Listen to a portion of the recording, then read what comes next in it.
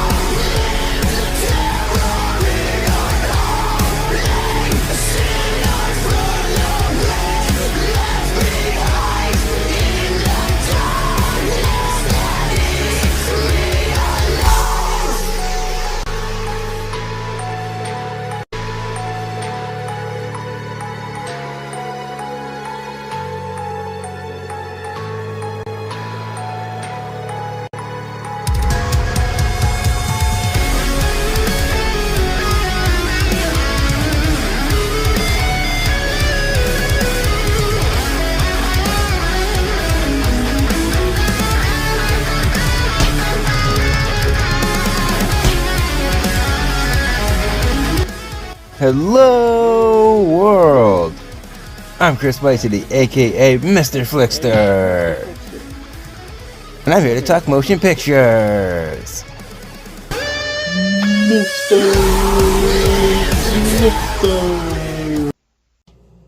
So, in celebration of the new season of Chucky, I'm going to review all the Child's Play films on my channel, but not that awful remake.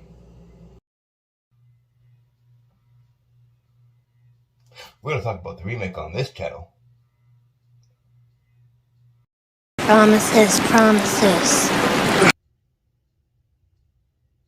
I've already reviewed the first 3 Chucky movies, so I'll leave links below for that. So, Bride of Chucky was released 7 years after Child's Play 3.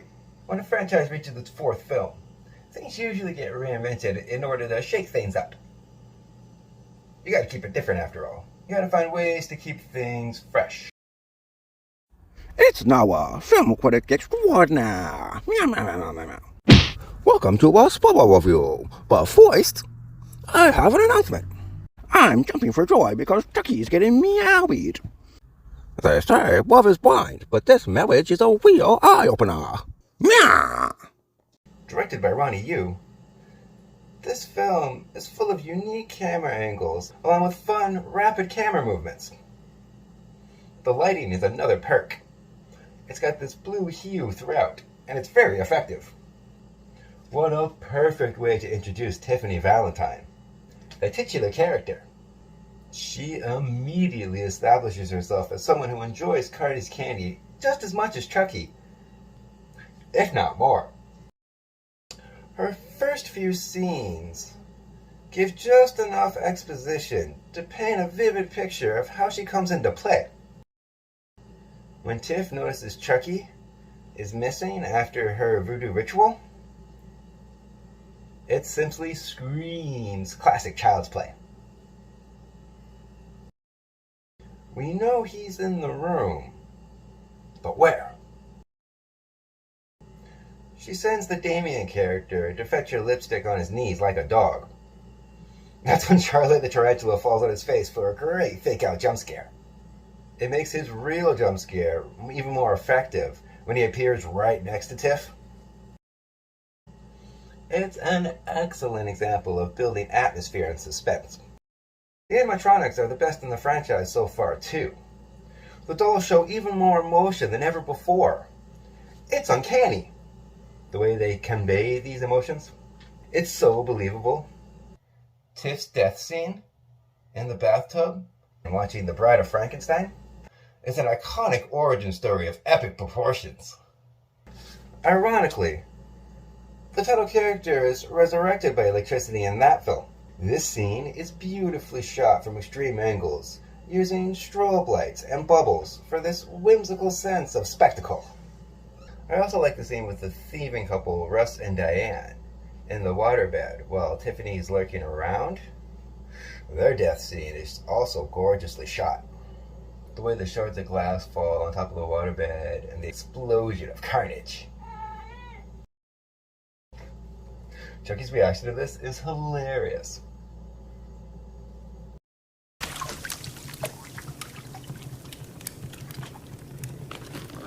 I love you. Is the puppet sex scene really necessary, though? I don't know about you, but I'm starting to feel like Pinocchio here. Is it just me, or is Chucky being anatomically correct just off-putting? It raises eyebrows and a lot of questions.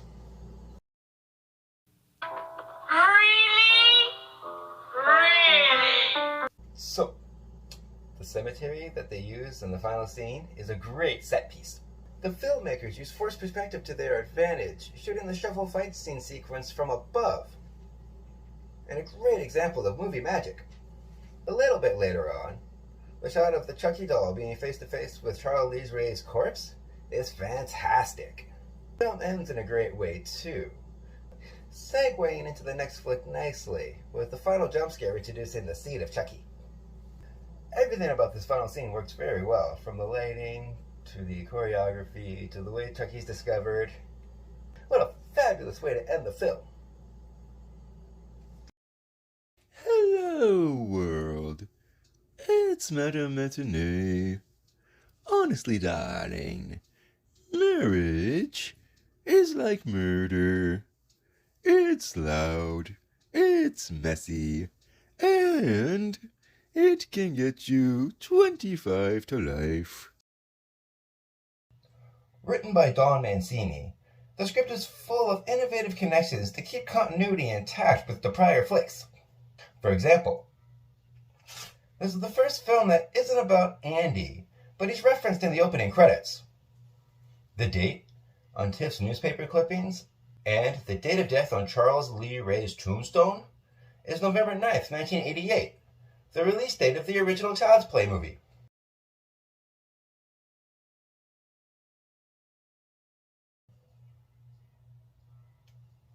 Fun fact, November 9th is my birthday, so I've always had a close personal connection to the franchise because it takes place on and around that time. So, the dialogue between the two killer dolls is easily the highlight of the film. I love Chucky's first words to Tiff. Hi. Hi. He sounds like a middle school kid telling his first crush that he likes her for the first time. I love the running gag about the difference between mass murderers and multiple murderers. Crazy, you're the crazy one! You're the mass murderer! You mean multiple murderers? That's hilarious. It also includes great social commentary about corrupt cops motivated by greed. It starts immediately with Officer Bailey, and is shown consistently throughout the flick. Hey, I'm on my way, and don't forget my money. It's nothing personal, at least on my part. But The money. I'm the chief of police, Sport. I can do whatever I want. So I love all the references to other horror movies. why does that look so familiar? In the opening scene, it shows masks belonging to Michael Myers and Jason. It shows Leatherface's chainsaw and Freddy's glove. The part where Chucky is playing with the speak and spell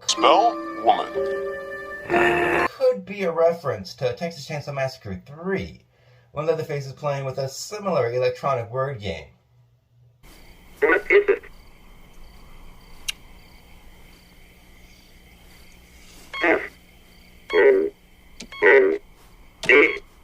John Ritter looks like Pinhead from Hellraiser. The Bride of Frankenstein is frequently referred to as the biggest inspiration for this flick. Therefore, there's plenty of references to that too. The Bride of Frankenstein.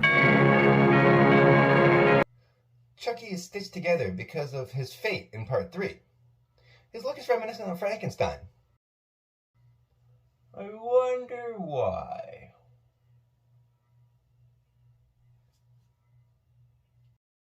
Lastly, Tiff's burnt to a crisp look reminds me of the original Child's Play. Towards the end, the way that the seed of Chucky's born, like how the blood splatters, and how Tiffany writhes around on the ground in so much pain, even how the seed of Chucky attacks, reminds me of Alien. So tell me, darling, did you hear about the two dolls who got married? They were made for each other. However, he tends to rubber the wrong way. Yeah. Jennifer Tilly is Tiffany Valentine. Wait. How you been? Okay. Took me 10 years to find you. Her voice is like velvet. I know it. The words drip from her tongue like honey. Now you watch me. Both of you.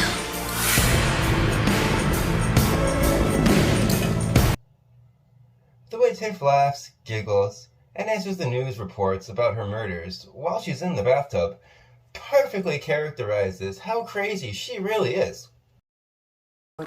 Possibly, we're looking into it. Is this the work of a serial killer? Maybe. I didn't say that. No, sir, you didn't. But what can you tell us about these murders? Nothing. I can tell you that this used to be a nice, quiet, rural community. She also pushes Chucky to be more creative with his kills. For God's sake, Chucky, drag yourself into the 90s. You look like Martha Stewart with that thing. And what does Martha tell you to do when guests drop by for dinner and you haven't had time to shop? You improvise. I appreciate how Tiff respects the sanctity of Jesse and Jade's relationship. It shows more about her character, too. This is when she mentions one of her mom's many sayings. This one involves doing the dishes. It's like my mother always used to say, a woman spends all day slaving over a hot stove for a man, the least he can do is the dishes. I love the scene when Chucky smashes Tiff's dreams of marriage, causing her to retaliate. I still have the ring. What ring? You can see her snap in the close-up.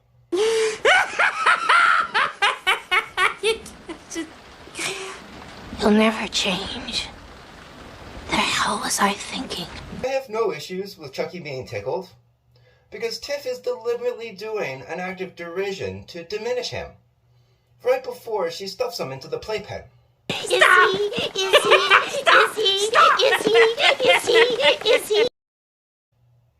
It's poetic justice.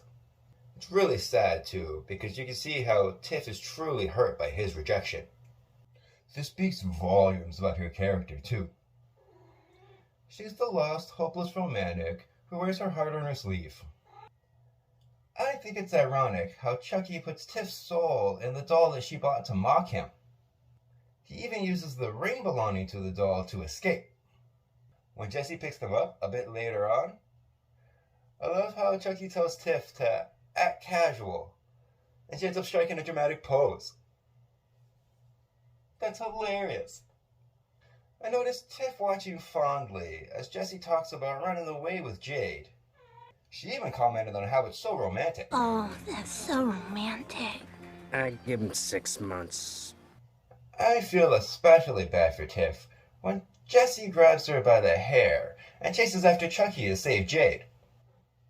She's been through so much pain already. This is just the painful cherry on top.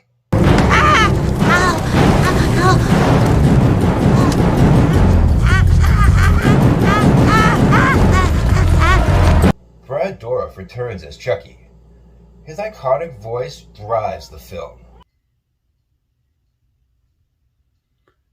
Last summer, I had the pleasure of meeting Brad Dourif at Niagara Falls Comic-Con. It's well documented that this is his favorite Chucky flick, and it shows with his performance.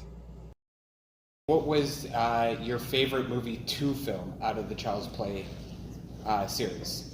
Oh, that's easy. That was Bride, because before that I'd done 3 movies where I was alone in the studio.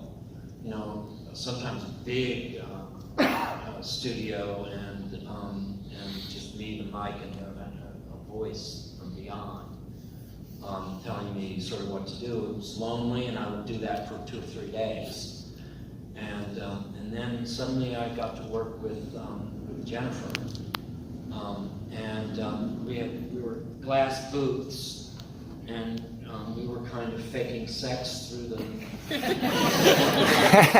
Way more fun. So yeah. Can I tell you, how you can't beat that with a stick?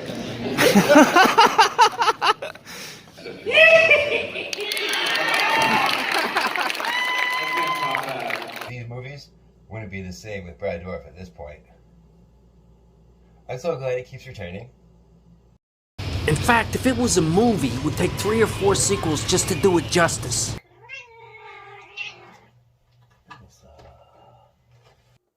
Honestly, darling, Tiff is such a committed wife. At least she should be committed for being insane enough to marry Chucky. Katherine Heigl plays Jade Kincaid. Nick Staviao plays Jesse Miller. The scene with Jesse's headlight has perfect comedic timing. Shit! I think the subplot with the feuding couple blaming each other is just dumb. It seems like a waste of time. They're just way too quick to point fingers for 2 people that supposedly love each other. Like, yeah, I get that it's supposed to be like young love, and these people aren't really sure what love is, but it just seems like these 2 characters are just so unlikable. This time could have been spent on Chucky and Tiffany, or on another character I'll get to later. Now, I'm needed on the set of Bride of Chucky 5. Time is money. Money is money. I do think it's clever how Jesse and Jade distract Chucky and Tiff when they get them to argue about doing the dishes. They use what Tiff says beforehand about them against her.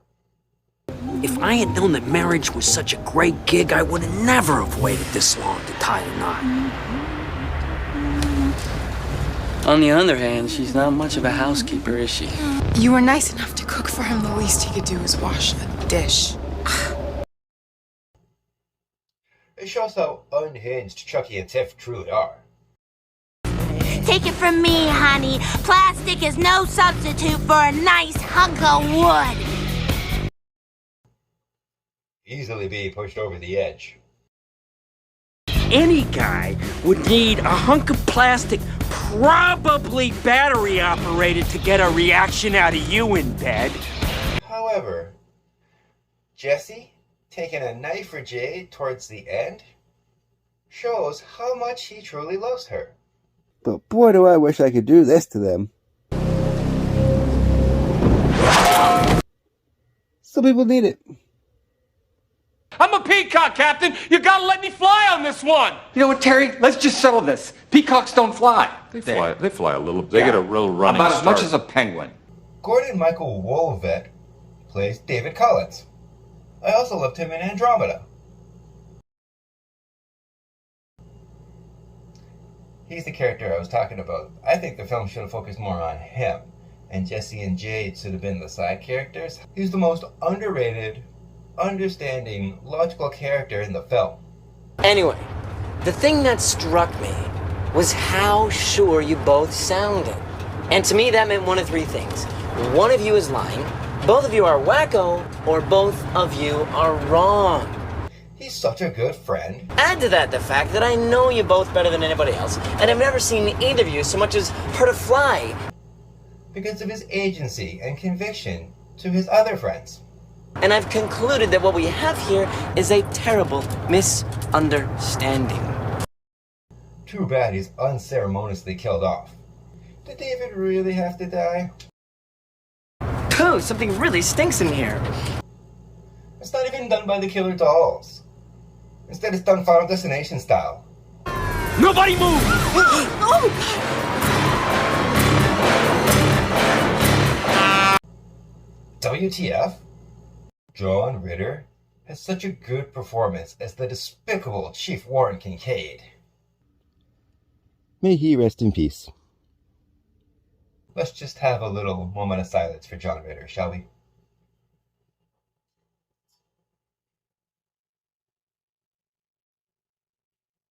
Thank you. I don't fully understand the dynamics between Jesse, Jade, and him. Why does he hate Jesse so much? If he doesn't care about his niece, then why bother destroying their relationship at all? Doesn't really make a whole lot of sense to me. Park Bench plays the random offended stoner, delivering my favorite line from the flick. Rude fucking doll. And Kathy Najimy has a great cameo as a hotel maid who discovers Tiff's handiwork. Alexis Arquette has a cameo in the beginning as Damien Baylock, named after two characters from The Omen. You gotta be kidding me. And it's a memorable moment indeed. Chucky? He's so 80s. No. May she rest in peace. Let's just have a little moment of silence for Alexis Arquette.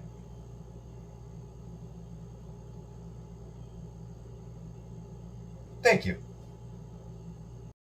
So, overall, Bride of Chucky is my second favorite Chucky flick behind Part 2. Little things can be dangerous. Whether it's a gremlin or Chucky the doll, the key is to throw it in something, like a fireplace or a tub of electricity. It had a $25 million budget, being the most expensive Chucky flick so far.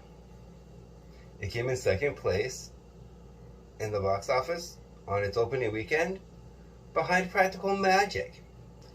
And the flick gets bonus points for firstly taking place in Canada and being filmed there. The exterior locations were filmed in Clifton Hill, Niagara Falls, Oshawa, and numerous rural locations filmed in a 12-week span in and around the Toronto area, right here in Ontario, Canada. And this flick has such a 90s soundtrack. It's an amazing nostalgic journey. This flick introduced a new character to a new generation, helping pave the way for reinvigorating the thunderous horror franchise with lightning-fast comedy. Bride of Chucky can be described in 3 words. Creepy, hilarious, and engaging. So, my official grade for Bride of Chucky is a large popcorn.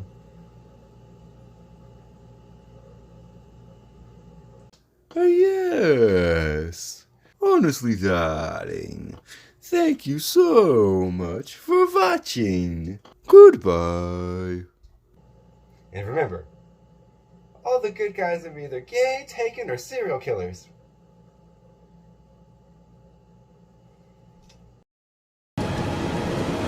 Why can't I ever get it on with the real good guys?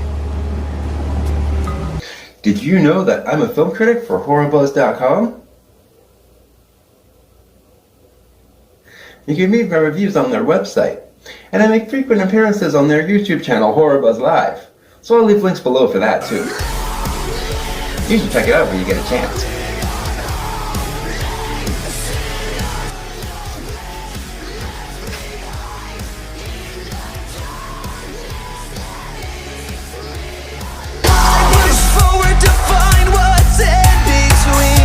But nothing's ever as it seems. My time is coming, it's too late now to rewind. So let it go.